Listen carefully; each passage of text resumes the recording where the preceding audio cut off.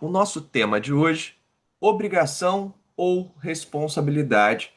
Essa é a indagação que vai fazer com que a gente siga o caminho de abordagem para a nossa conversa.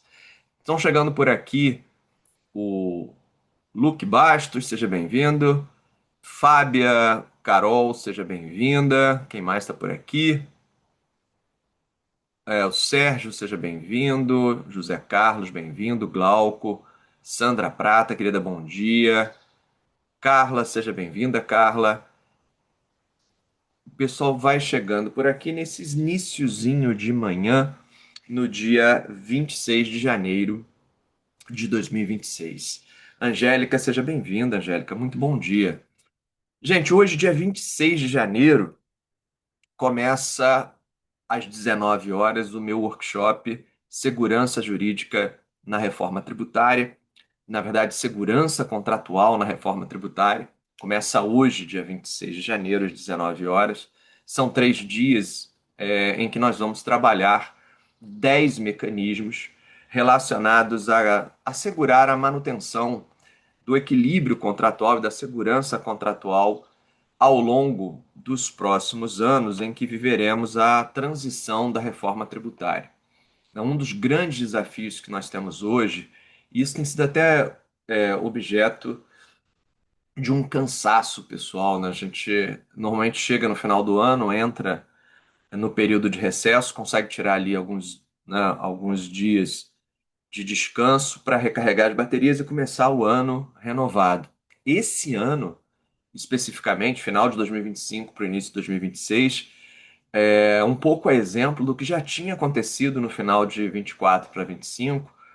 Foi difícil desligar o botão, descansar alguns dias, porque vivemos aí uma enxurrada de mudanças legislativas nos últimos dias do ano de 25 e nos primeiros dias de 26, que afetam, né, as relações econômicas de um modo muito abrangente e que exigem que a gente reposicione as nossas cláusulas contratuais, reorganize os nossos instrumentos contratuais, para que a gente consiga, não só nos nossos contratos como prestadores de serviço, mas também nos contratos dos nossos clientes, enfrentando aí essa jornada de transição que a gente vai ter.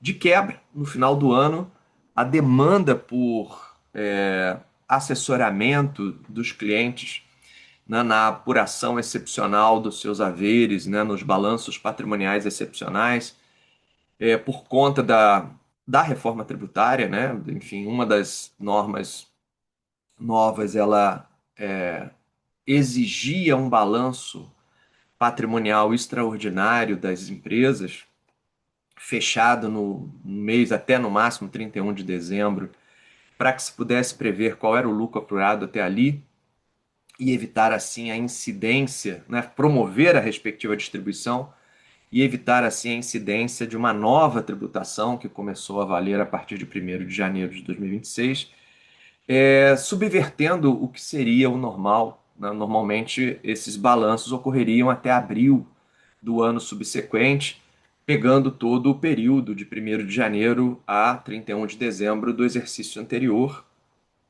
e a norma veio atropelando isso e criou uma demanda muito grande por atas societárias, por acordos de sócios, e foi uma loucura esse final de ano e esse início de 2026 acabou demandando essa percepção de que nós precisávamos ter nos nossos contratos mecanismos que pudessem alinhar melhor as expectativas sobre o que está por vir, o que já começa agora em 2026 a título de teste e o que está por vir aí ao longo dos próximos anos durante a transição.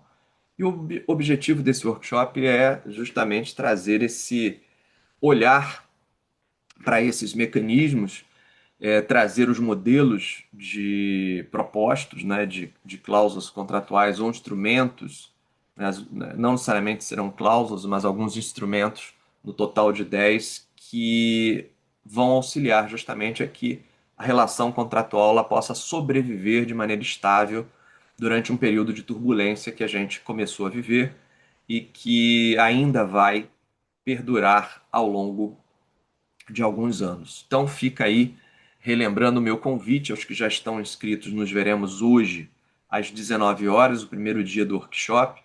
Aos que ainda não se inscreveram, ainda há tempo, o workshop começa hoje às 19 horas, então ainda há tempo de se inscrever.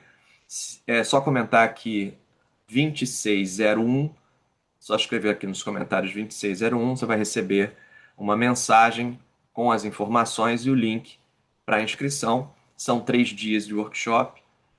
Nesses 3 dias a gente vai trabalhar esses 10 mecanismos, discutir a utilidade deles, a função, como aplicá-los e principalmente o formato, né? Como a gente formata esses mecanismos para que eles possam trazer essa, esse elemento de segurança para as nossas relações contratuais durante um período que é um período, como dito aí, de turbulência.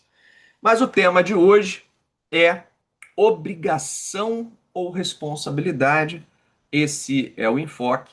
E eu vou tomar como referência, como eu faço sempre, ou um julgado ou uma mudança legislativa. Nesse caso, eu vou tomar um julgado do informativo do STJ, o informativo extraordinário número 29E, informativo extraordinário 29E de direito privado.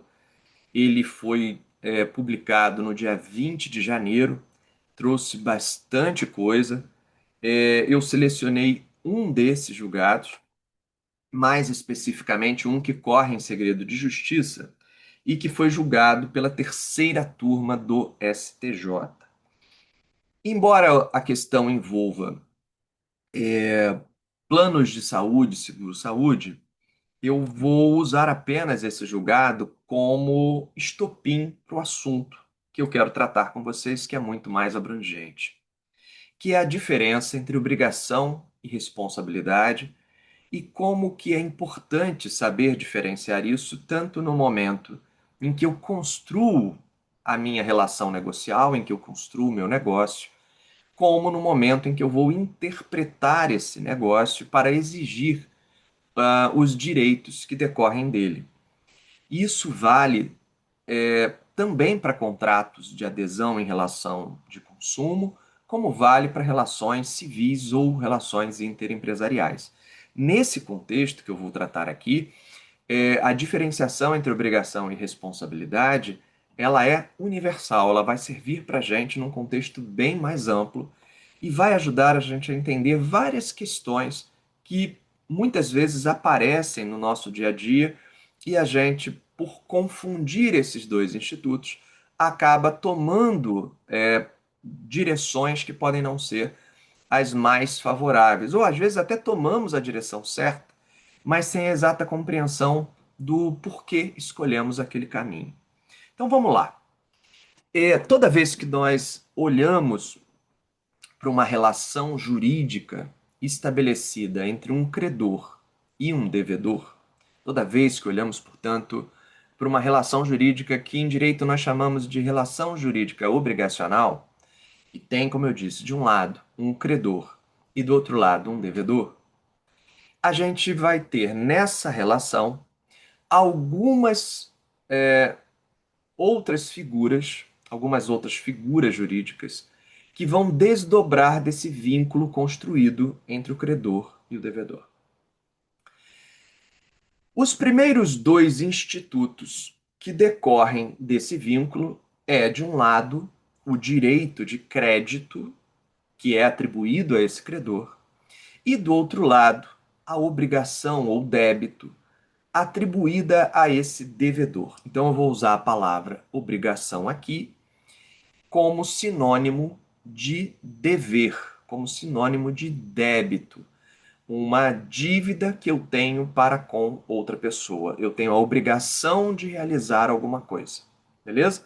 Então, usando a expressão aqui obrigação, no sentido de eu ter um dever para com alguém, certo? Então, de um lado, eu tenho um credor que tem um direito de crédito, um direito de receber uma determinada prestação. De outro lado, eu tenho um devedor que tem uma obrigação, tem um dever de realizar essa prestação em proveito daquele credor ou do beneficiário indicado por aquele credor. Essa é a estrutura.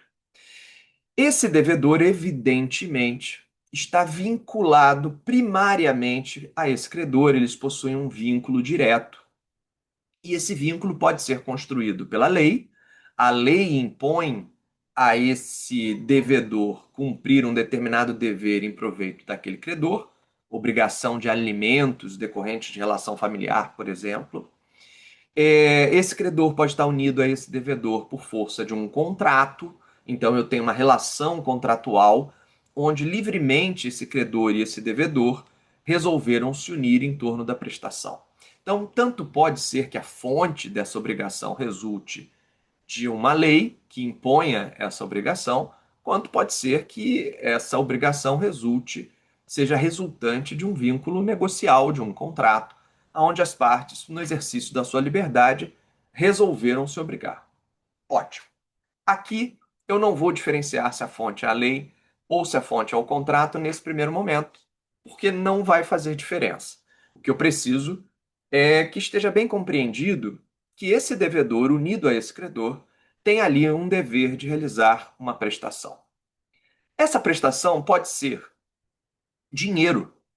Esse devedor tem que transferir para o credor uma certa quantia de dinheiro para satisfazer a sua prestação. Então, por exemplo, se eu fiz uma compra utilizando cartão de crédito, eu tenho para com aquela administradora de cartão de crédito uma obrigação que voluntariamente eu assumi em razão de um contrato que eu fiz com aquela administradora e eu me obriguei a pagar a quantia informada naquele demonstrativo, né, naquele extrato, a pagar aquela quantia, né, em razão das transações que eu realizei ao longo do período. Então eu tenho que pagar aquela determinada quantia, digamos lá, R$ 5.000, eu vou ter que efetuar o pagamento àquele credor. Então eu tenho de um lado um credor com direito a uma prestação de dinheiro, do outro lado um devedor que tem o dever de realizar aquela prestação em dinheiro. Outras vezes, entretanto, a prestação não é dinheiro, embora ela possa ter valor econômico. Ela não é dinheiro. Muitas vezes essa obrigação ela é um fazer. É algo que eu vou realizar em proveito do credor, consistente em um serviço, um fato. Bom dia, Deraldo. Seja muito bem-vindo por aqui. Vamos chegando, vamos chegando. A nossa live aqui está subindo aqui a nossa audiência. Então, eu me obrigo a prestar um serviço a alguém e vou levar para esse alguém, através desse meu serviço, uma vantagem que a gente consegue medir economicamente. Muitas vezes ela já tem um preço fixado por esse serviço, outras vezes pode depender de um arbitramento para se definir qual é o valor econômico da prestação, mas o importante é que o fazer também é uma prestação na medida em que ela traga esse proveito para o credor. Por exemplo, no workshop que começa hoje, eu me obrigo, enquanto prestador de serviço, a fazer, a levar um conteúdo educacional, né, e de cunho profissionalizante para os meus, né, alunos inscritos no workshop. Então eu tenho ali uma obrigação de fazer que eu vou realizar ao longo do período do workshop, né, nos próximos 3 dias. De outro lado, eu tenho essas pessoas inscritas como credoras daquela prestação de fazer. Então, eu tenho um devedor como obrigação, eu tenho um credor com direito, e no meio eu tenho uma prestação que nem sempre é dinheiro, às vezes é um fazer, e às vezes é um entregar uma coisa, às vezes é o dar alguma coisa em proveito desse credor. Beleza. Esse é o contexto. Em primeiro lugar, surgem o crédito e surge a obrigação ou o débito, o dever de realizar aquela respectiva prestação dotada de valor econômico. A responsabilidade, que é a dobradinha da minha pergunta, a responsabilidade ela vai surgir como consequência. Enquanto primária e imediatamente surgem o direito de crédito e a obrigação de realizar a prestação, o débito. Secundariamente, em um segundo momento, sucessivamente, eu tenho a responsabilidade e a pretensão. A pretensão e a responsabilidade vão surgir como elementos relevantes na medida em que a obrigação deixe de ser cumprida. Então, na medida em que a obrigação deixe de ser cumprida, então surgirá para o devedor a responsabilidade pelo descumprimento do seu dever. Então, em função de ter descumprido o dever, nasce a responsabilidade. Do outro lado, aquele credor que tinha o direito de crédito a ser satisfeito, ao ver que o seu direito de crédito foi violado pelo descumprimento da obrigação, ele vê surgir uma pretensão. A pretensão é, assim, o direito de exigir que a outra parte assuma a sua responsabilidade pelo descumprimento da obrigação.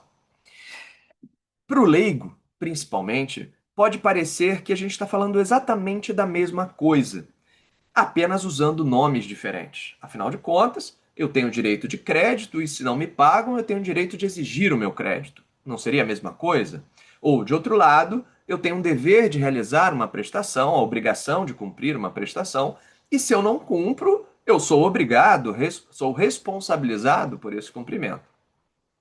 Entretanto, não são exatamente a mesma coisa, como nos ensina a doutrina alemã, a doutrina dualista alemã, que vai justamente distinguir essas duas figuras, direito e pretensão, débito e responsabilidade, e que nós adotamos dentro do sistema obrigacional brasileiro, dentro do direito civil obrigacional brasileiro.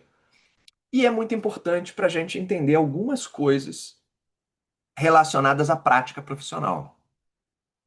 Se direito de crédito e pretensão não são a mesma coisa, e se obrigação e responsabilidade também não são a mesma coisa, onde é que vai estar o ponto importante aqui de distinção? Onde é que realmente vai fazer diferença?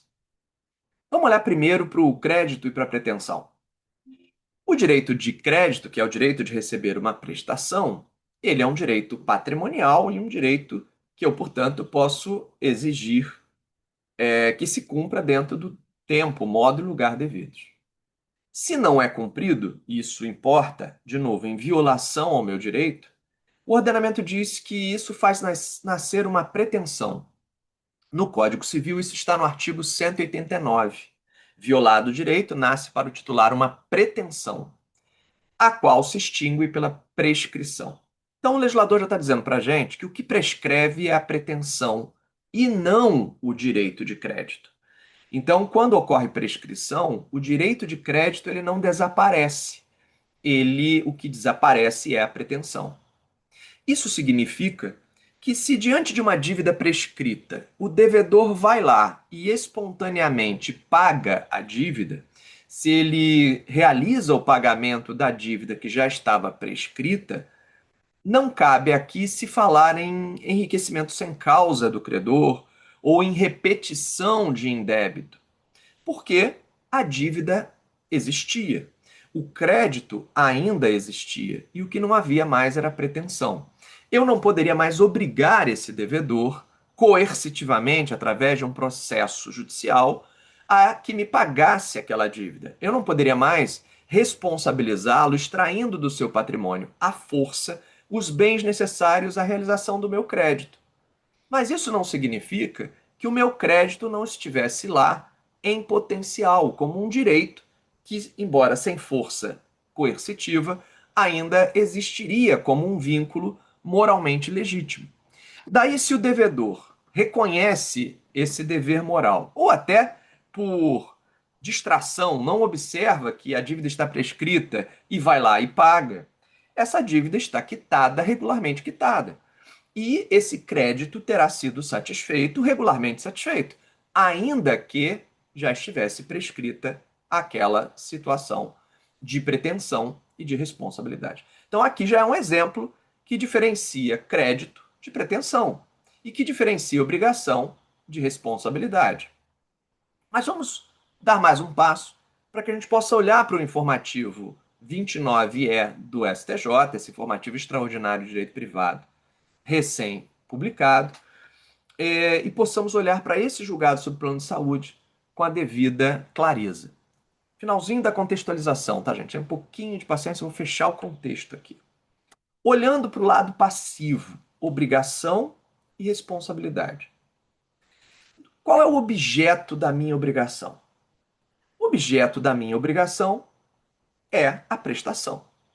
Então, seja por força de lei ou por um vínculo negocial, eu me obriguei a realizar uma prestação, a entregar uma certa quantia em dinheiro, a realizar um fato ou serviço, a me abster de algo, uma obrigação de não fazer, a entregar uma coisa. Então eu tenho ali uma prestação determinada e esse é o objeto da minha obrigação. A minha obrigação consiste em dar, fazer ou não fazer exatamente aquilo que foi definido como objeto daquela prestação. Se eu cumpro a minha obrigação, se eu faço isso no tempo, no modo e no lugar, eu encerro aquela relação jurídica e eu não preciso discutir responsabilidade. Eu terei agido dentro do que era esperado, terei extinto a minha obrigação pelo pagamento, pelo adimplemento, e estarei livre daquele vínculo. Mas se eu não cumpro por alguma razão que possa ser imputável a mim, se por alguma razão que seja imputável a mim não cumpro a obrigação, o ordenamento diz que surge para mim uma responsabilidade, que é a responsabilidade patrimonial. O ordenamento jurídico, lá no artigo 391, Código Civil 391, vai dizer que o devedor responde com todos os seus bens pela inexecução das suas obrigações. Então, se eu deixo de executar uma obrigação, eu respondo com todos os meus bens. Veja que agora eu passo a responder independentemente de um dar, de um fazer ou de um não fazer. Agora é uma questão de atos expropriatórios direcionados ao meu patrimônio. O credor, diante, né, do meu descumprimento obrigacional, ele poderá direcionar as medidas executivas por meio do judiciário, né, pelo caminho competente, para ir ao meu patrimônio e retirar do meu patrimônio tantos bens quanto sejam necessários para satisfação do que eu causei a ele. Não apenas o crédito originalmente inadimplido, mas também todos os danos decorrentes da minha violação, né, da minha conduta violadora. Então, a responsabilidade ela vai abranger não apenas a prestação ou o equivalente à prestação, às vezes a prestação em si já não é mais possível, eu vou ter que converter essa prestação em valor, mas também por juros de mora, mas também por danos materiais, mas também por danos morais, quando couber danos morais ao caso concreto. Ou seja, a responsabilidade ela é mais abrangente.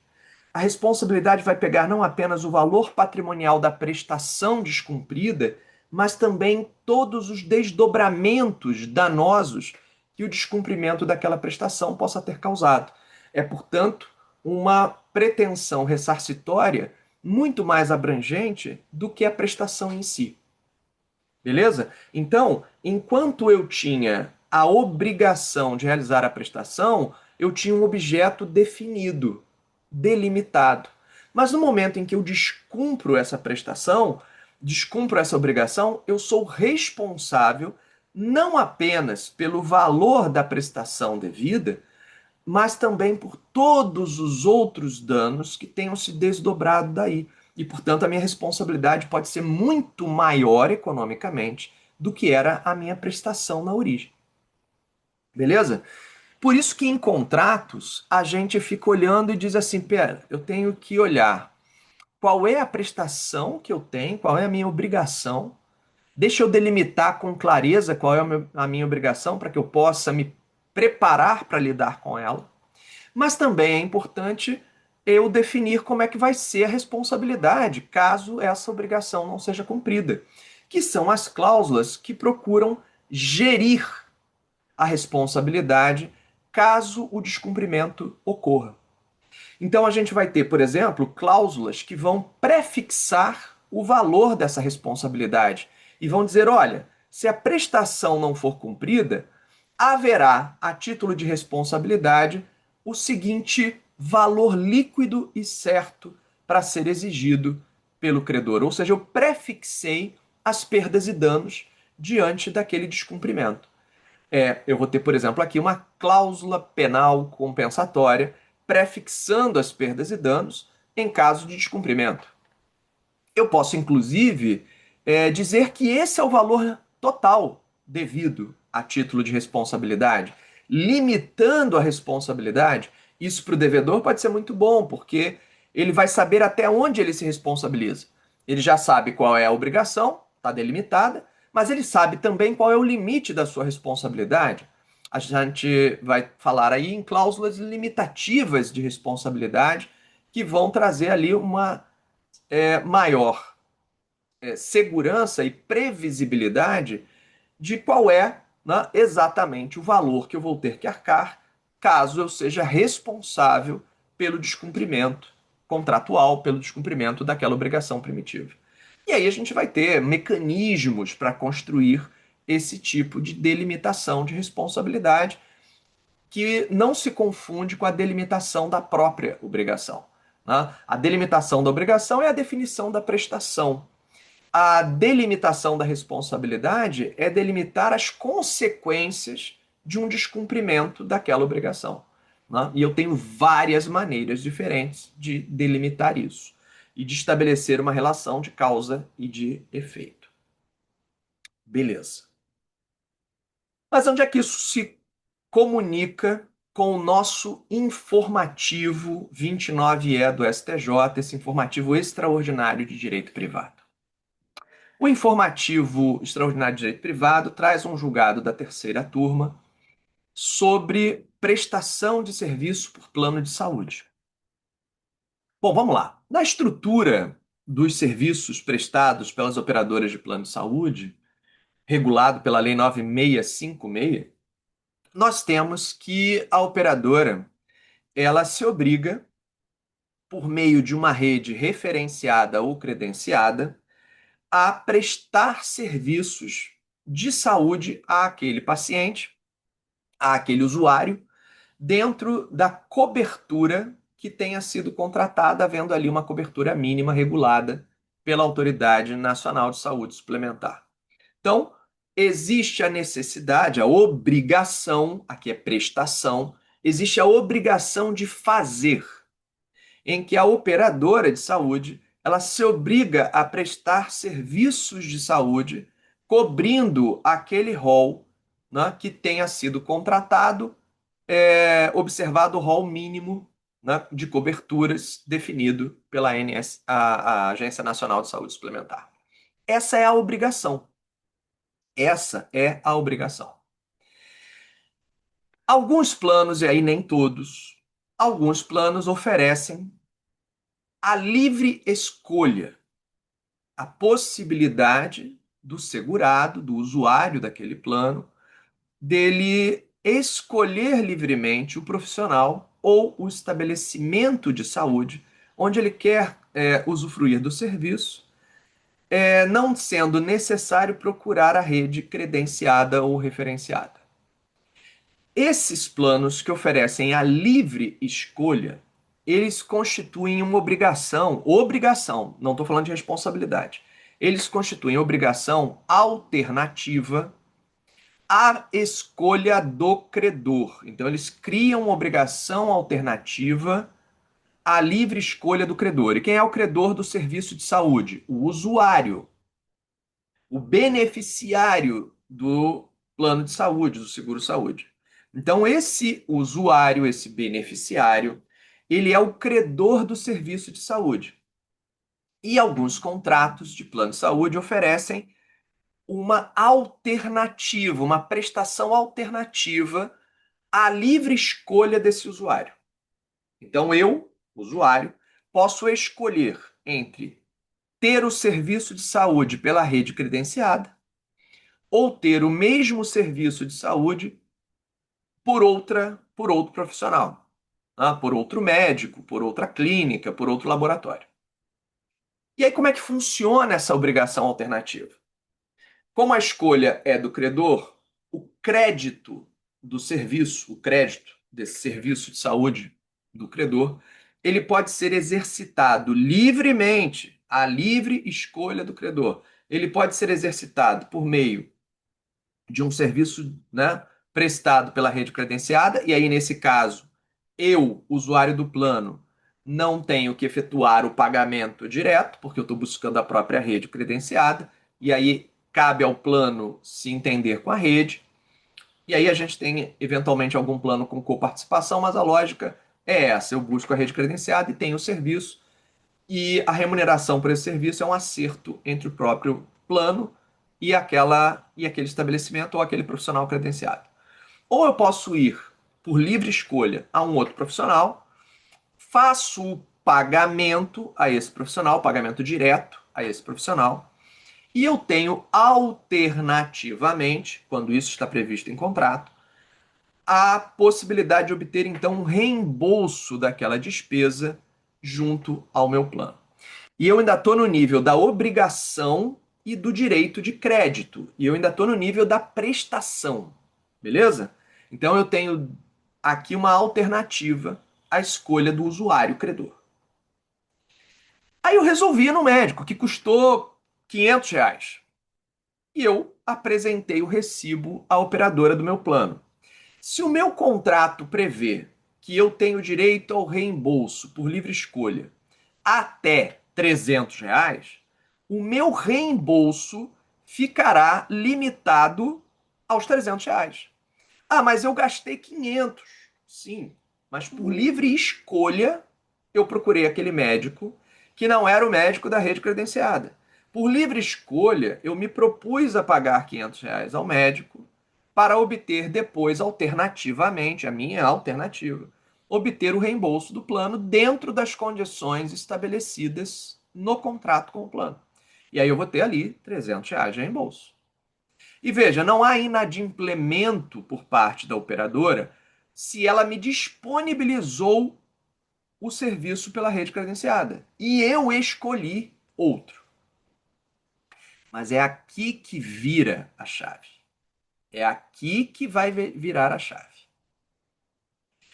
Perceba, quando eu tenho um inadimplemento contratual por conta da operadora, que não tem na localidade onde esse usuário reside e onde foi ofertado a ele o plano, não tem aquela especialidade médica obrigatória ou prevista em contrato como coberta, não tem na rede credenciada, eu, usuário do plano, fico sem escolha. Eu não tenho opção, porque não existe a prestação disponível.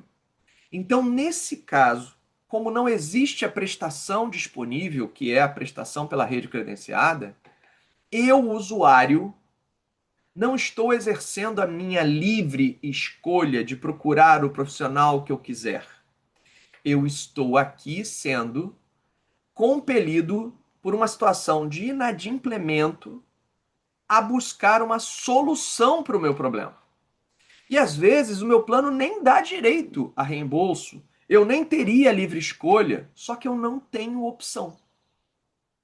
Então, diante da ausência da prestação, por fato imputável à operadora, a operadora não disponibiliza o profissional credenciado naquela cidade, naquela localidade, o usuário, diante do inadimplemento, busca satisfazer o seu direito por meio de um profissional não credenciado.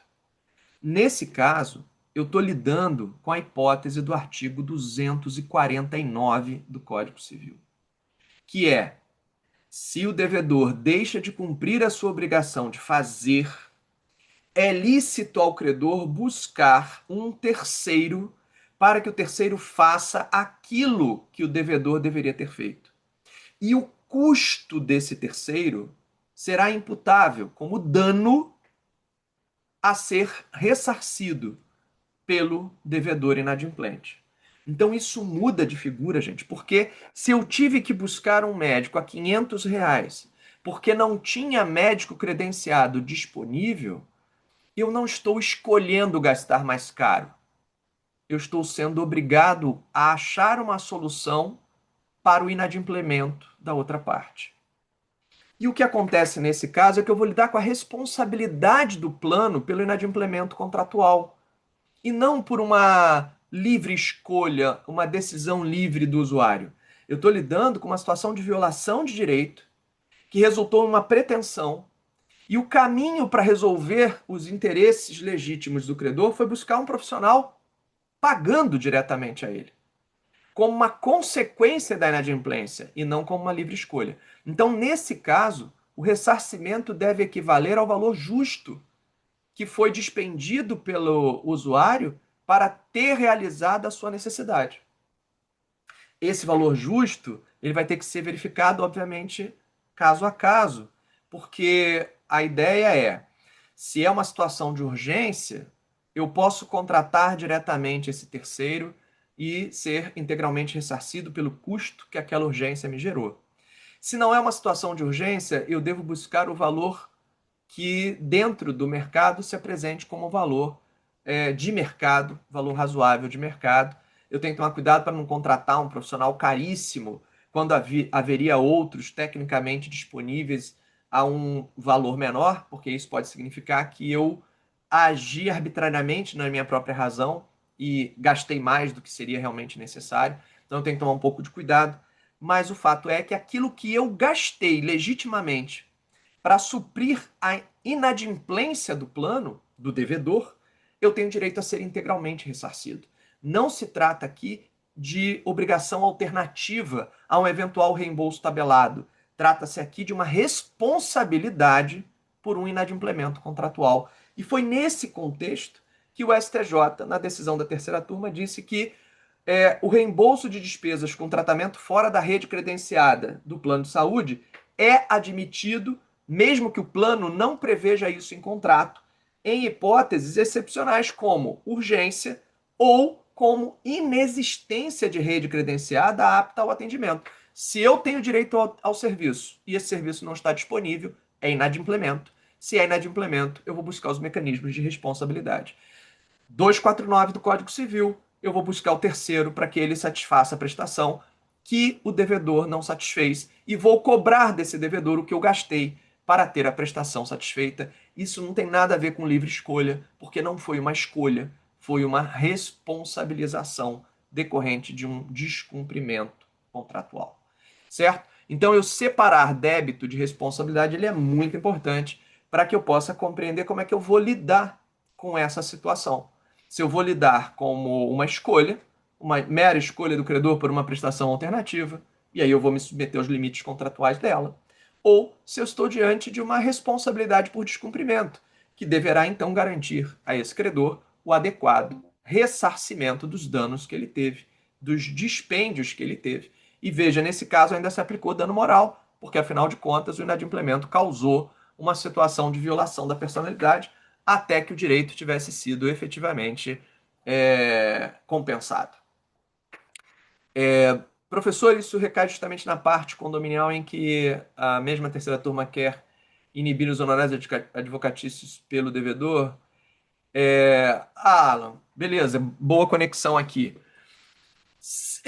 Eu entendo que sim, né? O outro caso que o Alan está trazendo aqui, a gente tratou em uma live algumas semanas atrás, não me lembro exatamente em qual, em que o condomínio havia aprovado na sua convenção condominial que o condômino inadimplente ele se responsabilizaria pelos custos decorrentes da sua inadimplência, ou seja, ele teria responsabilidade pelas despesas causadas que vão além da prestação.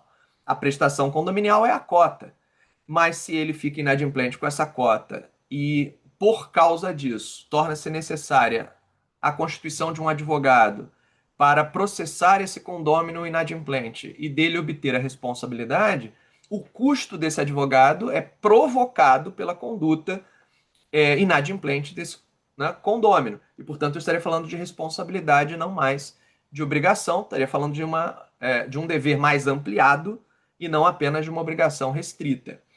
E nesse caso citado pelo Alan, lembrado aqui pelo Alan, o STJ infelizmente entendeu que seria ineficaz a cláusula da convenção que, embora aprovada pela Assembleia, é, estabelecia qual seria o valor, né, ou estabelecia ali qual seria o critério de ressarcimento das despesas contratuais com honorários advocatícios em caso de cobrança de cota condominial em atraso, entendendo que naquelas circunstâncias não caberia, o que caberia seria apenas o eventual honorário de sucumbência.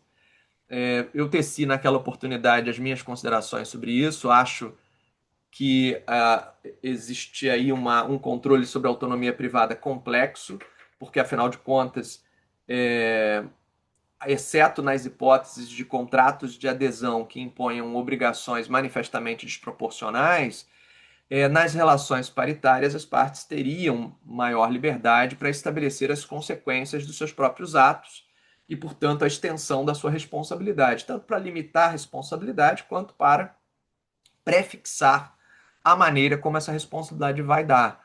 E, embora nós tenhamos decisões jurisprudenciais favoráveis à previsão, né, de deveres de ressarcimento de danos e reembolso de despesas, a gente tem que tomar alguns cuidados. Tanto que lá eu comentava que às vezes é melhor você ter uma cláusula penal que prefixe um percentual, né, em cima do valor devido, e nesse percentual, não, ao invés de discriminar qual seria exatamente o dano que estaria sendo ressarcido, se fixaria ali uma indenização mínima. Às vezes é melhor do que você discriminar o honorário, já que o honorário envolve essa controvérsia sobre honorários contratuais versus honorários sucumbenciais em relação à imputação desses honorários ao devedor inadimplente.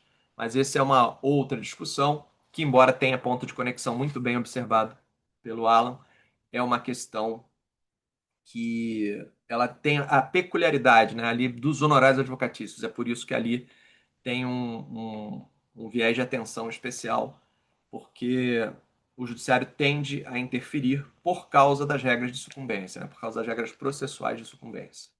Simone, no caso de haver rede credenciada bem distante da residência do beneficiário, exemplo, reside em Budas Artes e rede só em São Bernardo do Campo. Cabe responsabilidade se beneficiário contratar serviço próximo? Simone, eu não sei exatamente definir a distância aí, mas a resposta é sim. A Agência Nacional de Saúde, ela tem regras específicas nesse sentido, definindo a abrangência, aonde que o serviço tem que estar disponibilizado em relação à distância para ser considerado atendido o serviço pela rede.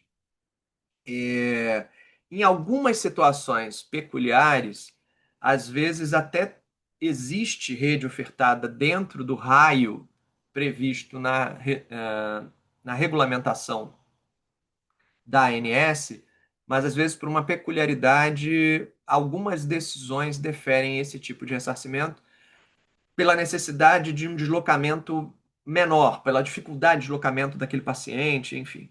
Mas, via de regra, a gente tem uma regulamentação nesse sentido, e aí tem que ver se dentro desse raio estabelecido pelas normas da ANS, se o serviço em São Bernardo estaria, né, atendendo ali ao domiciliado em Embu das Artes. Provavelmente não. E se não, então o beneficiário, o usuário do plano, ele tem direito a ser atendido na sua localidade ou dentro daquele raio de definição, que às vezes dentro de uma mesma cidade eu tenho distâncias que são além da regulamentação, 60 quilômetros de distância, 50 quilômetros de distância. E aí eu tenho que ter atendimento dentro daquele raio previsto. Se eu não tenho, então eu tenho direito a ser ressarcido, reembolsado das despesas que eu tiver com um profissional não credenciado para ter acesso àquele serviço que o próprio plano deveria disponibilizar, tá?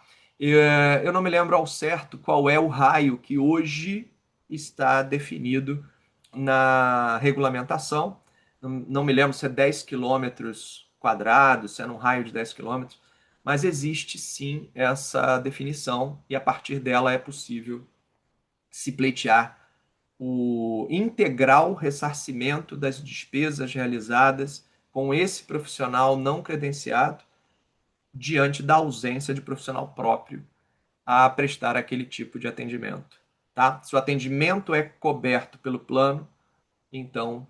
E aí eu não estou falando aqui de terapias especialíssimas, porque às vezes existem terapias especialíssimas que eu não vou encontrar na minha localidade porque não tem. Mas não tem nem no particular. Eu estou falando de terapias que são disponíveis na minha região, mas que o plano não disponibiliza a ninguém credenciado. Isso tem se tornado uma questão cada vez mais relevante, né, gente? Porque as operadoras se recusam a subir, a rever a sua tabela de pagamento aos profissionais de saúde. Com isso, muitos médicos têm se descredenciado dos planos e passado a atuar apenas de forma particular, e isso vai criando uma escassez. Você abre a rede referenciada e não acha, né, na rede credenciada, na rede referenciada, profissionais disponíveis. Ou às vezes o profissional existe, mas a agenda dele é para daqui a 4 meses, daqui a 6 meses, o que também viola as regras vigentes da ANS. Né? No caso de urgência, o João Paulo está trazendo aqui um caso onde ocorreu uma urgência médica, mas o consumidor ainda não alcançou a carência, o plano tem responsabilidade objetiva. Então, João Paulo, carência para urgência não existe a carência longa para urgência, né? A legislação, a 9656, diz que para casos de urgência não haveria carência, você implantou no plano, você tem direito ao atendimento, aquelas 24 horas de implementação você teria direito. Urgências médicas, né? Diferente de doenças que já seriam programadas ou que, né, permitiriam ali uma certa programação para a realização do tratamento. Então, se é situação de urgência médica, o consumidor tem direito à cobertura, porque não se pode impor a ele as carências né, dos procedimentos programados, e se ele se recusou, não só existe o dever do ressarcimento, como ainda pode ensejar outros danos. A responsabilidade nas relações de consumo ela como regra objetiva, sim. Não significa que o médico profissional liberal ele tenha responsabilidade objetiva, mas a operadora tem responsabilidade objetiva pelos serviços que ela presta e em relação à disponibilização desses serviços para os seus beneficiários, certo? Isso aí, Simone. Terapias especiais, como, né, terapias ocupacionais, caso tenha que você está citando aí pode ser que eu não tenha na minha região, e aí a questão não é de falha da operadora, de inexistência do suporte profissional, e aí o atendimento à distância pode decorrer de uma circunstância alheia à vontade do plano. Mas em serviços que existem e o plano só não credenciou, aí sim é possível se reclamar o ressarcimento por inadimplemento. Maravilha? Então, vamos fechando aqui a nossa live das segundas-feiras de manhã. Lembrando a vocês que hoje começa o nosso workshop Segurança Contratual durante a Reforma Tributária, em que vamos tratar aí de 10 mecanismos, dentre os quais vamos falar de mecanismos de gestão de obrigação e de responsabilidade, delimitação de obrigação e delimitação de responsabilidade, relacionado a aspectos que a reforma tributária está trazendo. Não sei se vocês já tiveram oportunidade de analisar, mas a reforma tributária aumentou a responsabilidade entre contratantes uns pelos outros. Então, ao mesmo tempo que a reforma tributária traz a possibilidade de eu me compensar pelo tributo recolhido pelo outro contratante na minha relação contratual, eu posso me aproveitar do tributo que ele pagou para compensar no meu, ela também trouxe uma corresponsabilidade, ela trouxe uma responsabilização por quem não é o devedor direto. Então, eu sou responsável mesmo sem ser o devedor, eu sou responsável mesmo sem ser o contribuinte daquele tributo. Houve essa expansão de responsabilização.